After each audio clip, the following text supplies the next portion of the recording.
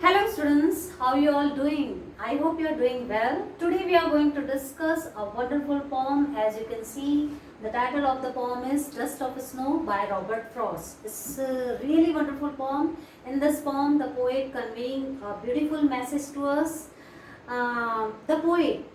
In this poem, the poet recounts the incident, a small incident that changes his mood. Okay, it seems very simple but has a great significance. The poet was once in a very gloomy mood. He was in a, I must say that he was in a sad mood. Okay, he was totally depressed. He lost his thoughts and he was standing under a hemlock tree. Hemlock tree is a kind of poisonous tree with white flowers. So he was standing under a hemlock tree and a crow sitting on one of the branches of the tree shook the tree. Then what happened?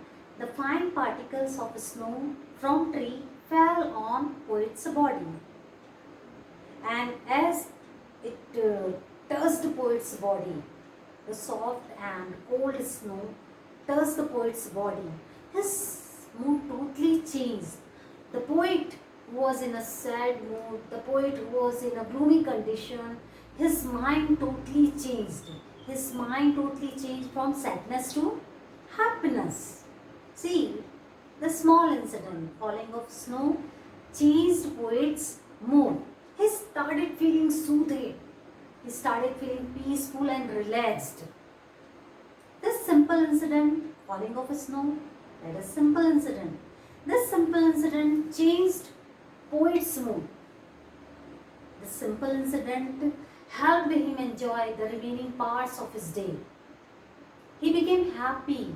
Thus, he saved the rest of the day from being wasted and held in regret.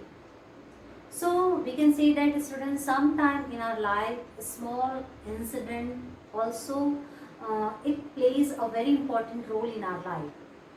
And one more message poet here trying to convey to us that negative objects like hemlock tree is a kind of poisonous tree. So hemlock tree is a sign of negativity, and a crow is also a sign of bad omen. These two negative objects they bring happiness in poet's life. So we can say that students that negative object also it can bring happiness in our life. Getting me students? I hope you have understood this poem Dust of Snow by Robert Frost. Keep learning, keep practicing. Thank you so much. Bye.